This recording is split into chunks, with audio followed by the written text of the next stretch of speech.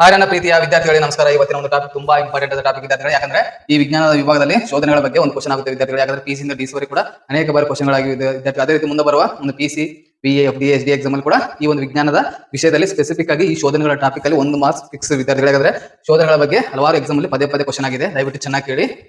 ಅದರಿಂದ ಈ class PC ಇಂದ ಡಿಸಿ ವರೆಗೂ ಕೂಡ ಉಪಯೋಗವಾಗುತ್ತೆ. ದಯವಿಟ್ಟು ಸೀರಿಯಸ್ ಆಗಿ ಕೇಳಿ ವಿದ್ಯಾರ್ಥಿಗಳೇ. ಅದೇ ರೀತಿ ಜಿಕೆ 360 28ನೇ ಕ್ಲಾಸ್ ಶೋಧನೆಗಳು ಮತ್ತು ಸಂಶೋಧಕರು ಮತ್ತು ಸಂಶೋಧನೆಗಳು ಕೂಡ ಕರೆಯಬಹುದು. ಶೋಧನೆಗಳು ಮತ್ತು ಶೋಧಕರು ಎಂದು ಕೂಡ ಕರೆಯಬಹುದು. ಪ್ಲೀಸ್ ದಯವಿಟ್ಟು ಚೆನ್ನಾಗಿ ಕೇಳಿ. ಅದೇ ರೀತಿ ಅಣುಬಾಂಬನ್ನು ತಯಾರು ಮಾಡಿದ ವ್ಯಕ್ತಿ ಯಾರಪ್ಪ ಅಂದ್ರೆ, ಅಣುಬಾಂಬನ್ನು ಕಂಡುಹಿಡಿದ ವ್ಯಕ್ತಿ ಯಾರಪ್ಪ ಅಂದ್ರೆ ಒಟಾಹಾನ್. ಇದು 1ನೇ ಮತ್ತು 2ನೇ ಮಹಾಯುದ್ಧದಲ್ಲಿ ಬಳಕೆಯಾದ ಒಂದು ಬಾಂಬ್. ಅಣುಬಾಂಬ್ ಮಹಾಯುದ್ಧದಲ್ಲಿ ಬಳಕೆಯಾದ ಒಂದು ಬಾಂಬ್. 1914ರಿಂದ 18. ಅದೇ ರೀತಿ 1939ರಿಂದ 1945.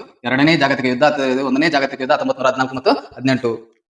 ಈ ಒಂದು ಸಮಯದಲ್ಲಿ ಬಳಕೆಯಾದ ಅತಿ ದೊಡ್ಡ ಬಾಂಬ್ ಯಾವ್ದಪ್ಪ ಅಂದ್ರೆ ಅಣುಬಾಂಬ್. ಈ ಅಣುಬಾಂಬನ್ನು ತಯಾರು ಮಾಡಿದ ವ್ಯಕ್ತಿ ಯಾರಪ್ಪ ಅಂದ್ರೆ ಒಟಾಹಾನ್. ಅಣುಬಾಂಬನ್ನು ತಯಾರು ಮಾಡಿದ ವ್ಯಕ್ತಿ ಯಾರಪ್ಪ ಅಂದ್ರೆ ಒಟಾಹಾನ್. ಅದೇ ರೀತಿ ವಿದ್ಯಾರ್ಥಿಗಳೇ, ಇನ್ನೊಂದು ಡೈನಮೋವನ್ನು ಕಂಡುಹಿಡಿದ ವಿಜ್ಞಾನ ಯಾರಪ್ಪ ಅಂದ್ರೆ ಹಲವಾರು ಬಾರಿ ಪ್ರಶ್ನೆ ಆಗಿದೆ ವಿದ್ಯಾರ್ಥಿಗಳು. ಕೆಪಿಎಸ್ಸಿ ಲಿಂದ ಡಿಸಿ ವರೆಗೆ ಪ್ರಶ್ನೆ ಕೂಡ ಆಗಿದೆ. DC, PSI, PC, SD, FD ಅಲ್ಲಿ ಈ ಒಂದು ಡೈನಮೋದ ಬಗ್ಗೆ ಕ್ವಶನ್ ಆಗಿದೆ ವಿದ್ಯಾರ್ಥಿ. ಡೈನಮೋವನ್ನು ಕಂಡುಹಿಡಿದ ವಿಜ್ಞಾನ ಯಾರಪ್ಪ ಅಂದ್ರೆ ಮೈಕಲ್ ಫ್ಯಾರಡೆ.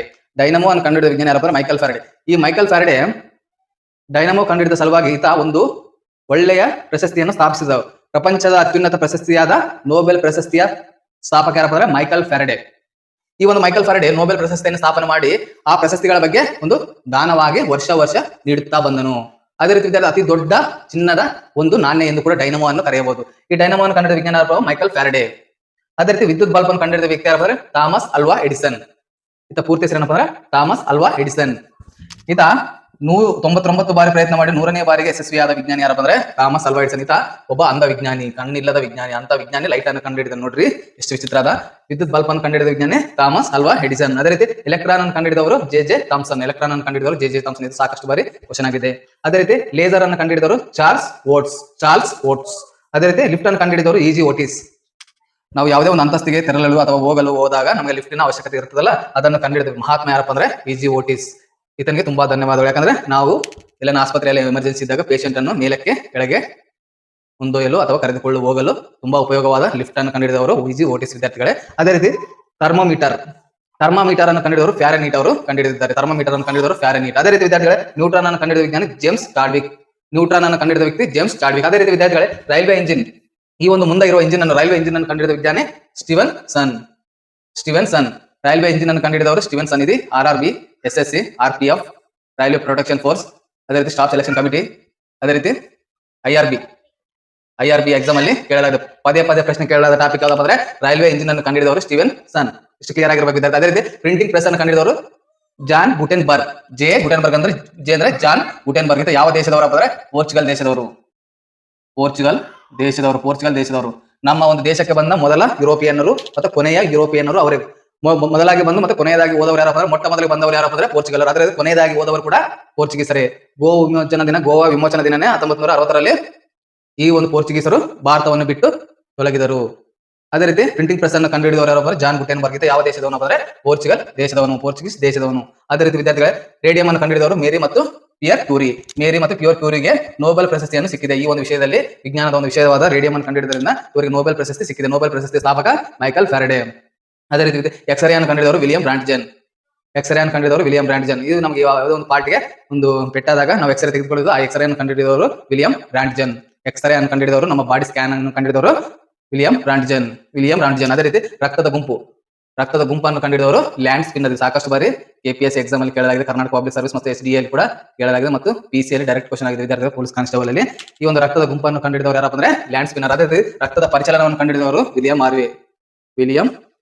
William Harvey. ರಕ್ತದ ಪರಿಚಲನವನ್ನು ಕಂಡುಹಿಡಿದವರು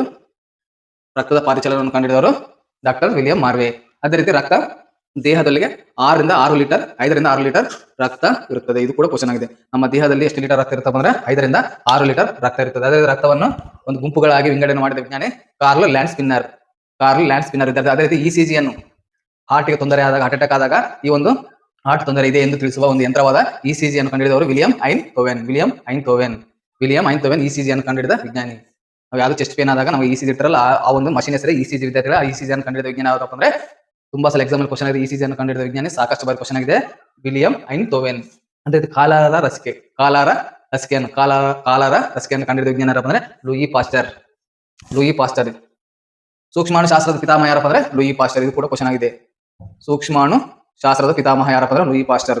ನಾವು ಒಂದು 360 ಆಂಗಲ್ ಅಲ್ಲಿ ಓದಬೇಕಿದ್ದರೆ ಯಾವುದೇ ಒಂದು ಹೆಸರು ಬಂದಾಗ ಅಥವಾ ಏನೇನು ಪ್ರಸಿದ್ಧಿ ಆಗಿದೆ ನಾವು ತಿಳಿದುಕೊಳ್ಳಬೇಕು. ಫಸ್ಟ್ ಕಾಲಾರ ಲಸಿಕೆಯನ್ನು ಕಂಡಿಡಿದ ವಿಜ್ಞಾನಿ ಲೂಯಿ ಪಾಸ್ಟರ್. ಅದೇ ಸಿಡಿಬು ಲಸಿಕೆಯನ್ನು, ಸಿಡಿಬು ರೋಗಕ್ಕೆ ಲಸಿಕೆಯನ್ನು ಕಂಡಿಡಿದ ವಿಜ್ಞಾನಿ ಎಡ್ವರ್ಡ್ ಜೆನ್ನರ್.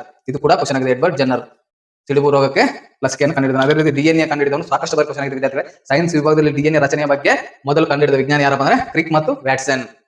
ಕ್ರಿಕ್ ಮತ್ತು ವ್ಯಾಟ್ಸನ್ ಡಿಎನ್ಎ ರಚನೆಯನ್ನು ಕಂಡಿಡಿದವರು ಕ್ರಿಕ್ ಮತ್ತು ವ್ಯಾಟ್ಸನ್. ಸಾಕಷ್ಟು ಬಾರಿ ಕ್ವಶನ್ ಆಗಿದೆ.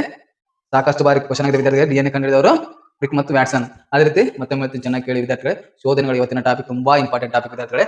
ಅಣುಬಾಂಬನ್ನು ಕಂಡಿಡಿದವರು ಯಾರಪ್ಪ ಅಂದ್ರೆ ಕೊಟಾಹನ್, ಡೈನಮೋ, ಮೈಕಲ್ ಫ್ಯಾರಡೆ, ವಿದ್ಯುತ್ bulb, Edison, electron, J Thomson, laser, Charles Stones, lift, E G Otis, thermometer, Michael Fahrenheit, neutron, James Chadwick, railway engine, Stevenson, printing press, John Gutenberg, radium, Marie ಮತ್ತು Pierre Curie. ಅದೇ ರೀತಿ x ray William ರಾಂಟ್ಜನ್, ರಕ್ತದ ಗುಂಪು land spinner, ಅದೇ ರಕ್ತ ಪರಿಚಲನ William Harvey, ECG William ಐನ್ ಟೋವೆನ್, ಅದೇ cholera ಲಸಿಕೆ Louis pastor. Louis pastor ಸೂಕ್ಷ್ಮಶಾಸ್ತ್ರ ಪಿತಾಮಹ ಎಂದು ಕೂಡ ಕರೀತೇವೆ. ಸಿಡಿಬು ಲಸಿಕೆ ಎಡ್ವರ್ಡ್ ಜೆನ್ನರ್, ಡಿಎನ್ಎ ರಚನೆ ಕ್ರಿಕ್ ಮತ್ತು ವ್ಯಾಟ್ಸನ್. ಈ ರೀತಿಯಾಗಿ ನಾವು ಸೈನ್ಸ್ ವಿಭಾಗದಲ್ಲಿ ಶೋಧನೆಗಳ ಮೇಲೆ ಈ ರೀತಿಯ ಕ್ವಶನ್ ಬಂದಿದ್ದಾರೆ. ಈ 18 ಕ್ವಶನ್ ಅಲ್ಲಿ ಯಾವ್ದಾದ್ರು ಒಂದು ಕ್ವಶನ್ ಬರಬಹುದು ವಿದ್ಯಾರ್ಥಿ. ಮುಂದೆ ಬರುವ BA, SD, FD ಅಲ್ಲಿ ಸಾಕಷ್ಟು ಬಾರಿ ಎಕ್ಸಾಮ್ ರಿಪೀಟ್ ಆದ ಕ್ವಶನ್ಗಳೇ. ಮತ್ತೆ ಕೂಡ ಮುಂದೆ ಕೂಡ ಅವೇ ರಿಪೀಟ್ ಆಗೋ ಚಾನ್ಸಸ್ ಜಾಸ್ತಿ ಆಗಿವೆ ವಿದ್ಯಾರ್ಥಿ. ದಯವಿಟ್ಟು ಈ ಒಂದು ವಿಡಿಯೋ ಇಷ್ಟವಾದರೆ ಲೈಕ್ ಮಾಡಿ, ಸಬ್ಸ್ಕ್ರೈಬ್ ಮಾಡಿ, ಶೇರ್ ಮಾಡಿ. ಅದೇ ರೀತಿ GK 360 28ನೇ ವಿಡಿಯೋ ಇಲ್ಲಿಗೆ ಮುಕ್ತಾಯವಾಗುತ್ತದೆ. ದಯವಿಟ್ಟು ಚೆನ್ನಾಗಿ ಸ್ಕ್ರೀನ್ ಶಾಟ್ ಹೊಡೆದುಕೊಳ್ಳಿ, ಇಲ್ಲಂದ್ರೆ ನೋಟ್ ಅನ್ನು ಬರೆದುಕೊಳ್ಳಿ ವಿದ್ಯಾರ್ಥಿಗಳು. ನೋಟ್ಸ್ ಅನ್ನು ಬರೆದುಕೊಳ್ಳಿ. ಅದೇ ರೀತಿ ತುಂಬಾ ಇಂಪಾರ್ಟೆಂಟ್ ವಿದ್ಯಾರ್ಥಿ. ಅನೇಕ ಕ್ವಶನ್ ಪೇಪರ್ ರೆಫರ್ ಮಾಡಿ ಕ್ಲಾಸ್ ಮಾಡಕ್ಕೆ ದಯವಿಟ್ಟು ಇದನ್ನು ಉಪಯೋಗ ಮಾಡಿಕೊಳ್ಳಿ ವಿದ್ಯಾರ್ಥಿಗಳು.